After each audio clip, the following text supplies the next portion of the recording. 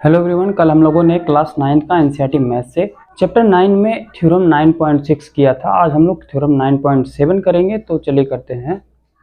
तो इस थ्योरम में देखिए क्या बोला है कि the angle subtended bye an arc at the centre is double the angle subtended bye it at any point on the remaining part of the circle. तो क्वेश्चन ने ये बोला है, ये 3 फिगर दिया हुआ है, ये फर्स्ट है, ये सेकंड है और ये थर्ड है। ठीक है, तो 3 केस दिए हुए हैं। तो सर्कल के किसी भी पॉइंट पर जो एंगल बनेगा उसका डबल होगा जो सर्कल के सेंटर पे जो एंगल बनेगा आर्क PQ से। ठीक है, ये भी ध्यान देना कि आर्क PQ से सेंटर पे जो एंगल बनेगा वो डबल होगा इसका, तो आर्क PQ से जो सर्कल के किसी पॉइंट पर एंगल बनेगा। सिंपल। तो पहले हम लोग इसमें ये देखेंगे कि हम लोग को गिवन क्या है। तो यहाँ पर हम लोग को गिवन है एन आर्क PQ, एक आर्क PQ दिया हुआ ऑफ अ सर्कल, किसी सर्कल का सबटेंडेड, जो कि क्या हुआ सबटेंडेड किया गया है POQ। तो POQ बन रहा है, यहाँ पे एक एंगल बन रहा है, angle POQ at the centre, जो कि सेंटर पे है O। ठीक है, सेंटर O है। एंड एंगल PAQ, ये वाला जो एंगल है, ये वाला at any point on the circle, किसी भी पॉइंट पर है सर्कल के, तो कहीं भी हो सकता है, यहीं पर नहीं यहां पर भी बना सकते हैं, बस जो उसका आर्क होगा वो क्या होना चाहिए, वो PQ होना चाहिए। तो सर्कल के किसी भी पॉइंट पर हम लोग ये एंगल बना सकते हैं, तो एंगल PAQ। ओके, अब इसमें हम लोग देखेंगे कि हम लोग को प्रूफ क्या करना था। हम लोग को प्रूफ करना है कि जो PAQ है इसका क्या है, ये डबल है, कौन, POQ। तो हम लोग लिखेंगे कि यहाँ पर angle POQ equal to 2 times angle PAQ। ठीक है, ये हम लोग को प्रूव करना है कि एंगल PAQ का डबल कौन है, POQ, एंगल POQ डबल है। तो ये हम लोग को प्रूव करना है। इसके बाद हम लोग यहाँ पर कंस्ट्रक्शन में बनाएंगे कि जो ये हम लोगों ने लाइन पहले से ही खींच लिया है। ठीक है, तो हम लोग इसमें कंस्ट्रक्शन में लिखेंगे AO को हम लोग मिला देंगे सब में। ठीक है, तो ज्वाइन AO एंड, और इसको आगे बढ़ा देंगे B पॉइंट तक, and extend two point B तक हम लोगों ने बढ़ा दिया।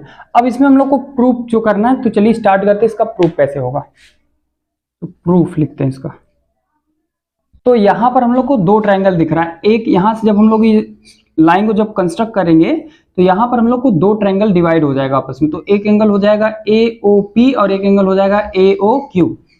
ठीक है, तो सबसे पहले हम लोग एंगल AOP में देखते हैं। तो इन ट्रायंगल AOP, तो यहां पर क्या है, ट्रायंगल है। ठीक, ट्रायंगल AOP में हम लोग ये देखेंगे कि यहां पर देखिए, तो ये वाला जो एंगल, ये वाला जो साइड है, ये इतना, ठीक है, ये जो साइड है यहां सेंटर से लेकर के जो सरकमफ्रेंस का, ठीक है, डिस्टेंस, इसको हम लोग क्या बोलते हैं, रेडियस, ये R है। तो ये और ये इक्वल होगा, सेंटर से सरकमफ्रेंस का डिस्टेंस क्या होता है, R होता है, रेडियस होता है। तो ये दोनों क्या है, रेडियस है, इसलिए दोनों क्या होंगे, इक्वल होंगे। तो हम लोग लिखेंगे कि OA इक्वल टू OP। तो यहाँ पर हो जाएगा OA इक्वल टू OP। क्यों इक्वल होगा, तो हम लोग लिखेंगे इसमें कि रेडियाई ऑफ द सर्कल, इसी सर्कल का रेडियस है।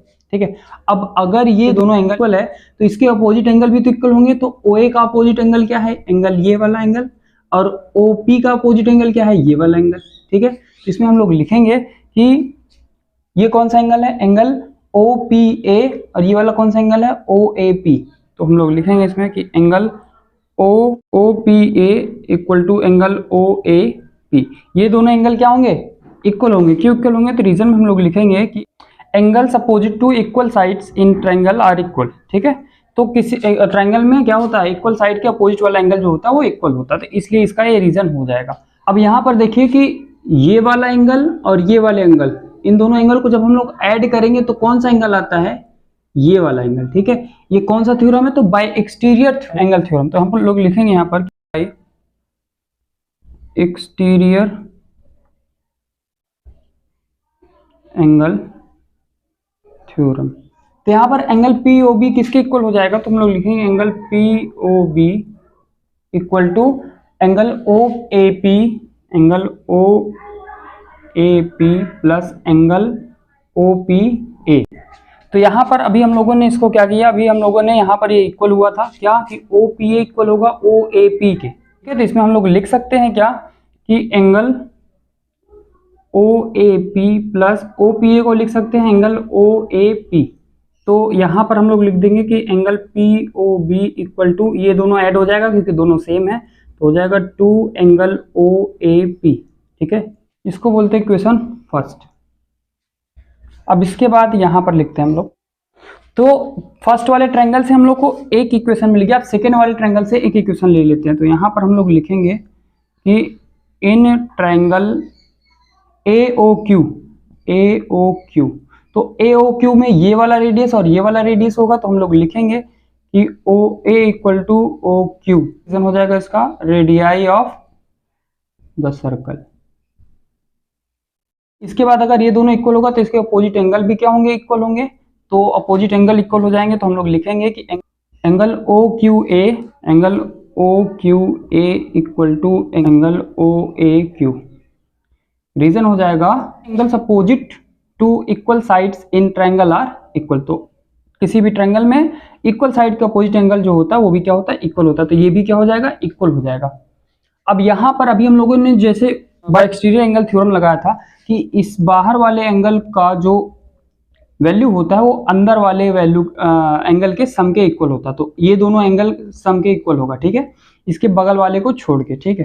तो यहाँ पर अब इसका हम लोग लिखेंगे, ठीक है, फिर से लिखेंगे कि बाय एक्सटीरियर एंगल थ्योरम।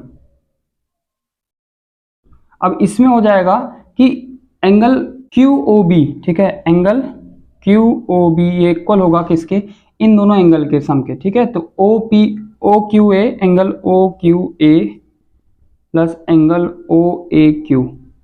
अब यहाँ पर एंगल OQA की वैल्यू क्या दिया है, एंगल OAQ। तो यहाँ पर हम लोग लिखेंगे angle OAQ plus angle OAQ। तो इन दोनों को हम लोग जोड़ ऐड कर देंगे तो हो जाएगा angle QOB equal to 2 times angle OAQ। इसको बोल देते हैं इक्वेशन सेकेंड। तो इक्वेशन फर्स्ट और सेकेंड दो इक्वेशन हम लोग को मिल गए। इसके बाद चलिए करते हैं आगे, ठीक है, इसको इरेज कर देते हैं हम लोग। अब इन दोनों इक्वेशन को हम लोग ऐड करते हैं। तो हम लोग लिखेंगे कि एडिंग इक्वेशन 1 एंड 2। तो फर्स्ट इक्वेशन क्या है, angle POB equal to 2 angle OAP। Second equation क्या है, angle QOB equal to 2 angle OAQ। अब इन दोनों को हम लोग को ऐड करना। तो जब ऐड करेंगे तो देखिए क्या होगा, एंगल POB और एंगल QAB जब इसको ऐड करेंगे तो POB ये वाला एंगल और QOB ये वाला एंगल, दोनों को ऐड कर देंगे तो पूरा पूरा एंगल हो जाएगा। तो हम लोग लिख सकते हैं एंगल POQ, इसको लिख सकते हैं एंगल POQ। अब यहाँ पर दोनों में क्या है, 2 कॉमन है तो 2 को बाहर कर लेंगे।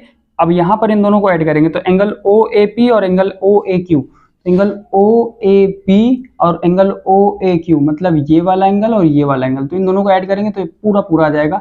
हम लोग लिख सकते हैं कि एंगल PAQ एक ही बार में हम लोग लिख सकते हैं पूरा, तो एंगल PAQ हो जाएगा, ठीक है।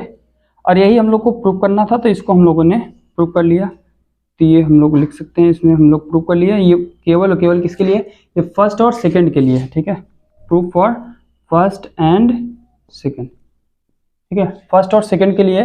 थर्ड के लिए थोड़ा सा ये देखिए रिफ्लेक्स एंगल बन जाता है, इसलिए इसका थोड़ा रूल अलग हो जाएगा, तो इसमें हम लोग समझते हैं, ठीक है। इसको हम लोग इरेज कर देते हैं यहाँ पे। तो थर्ड केस में हो जाएगा, लिखेंगे हम लोग इन केस थर्ड। तीसरे केस में देखिए एंगल POQ जो है, angle POQ is a reflex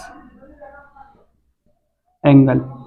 ये क्या है, एक रिफ्लेक्स एंगल है। अगर ये रिफ्लेक्स एंगल है तो इसमें हम लोग लिखेंगे तो देयरफॉर क्या हो जाएगा ये कि यहाँ पर जो एंगल POQ होता है तो एंगल तो POQ ये है लेकिन रिफ्लेक्स एंगल है, इसलिए क्या होगा, ये 360 में से माइनस कर देंगे। तो 360 degree minus angle POQ equal to, अब यहाँ पर क्या हो जाएगा जो अभी हम लोगों ने लिखा था, ठीक है।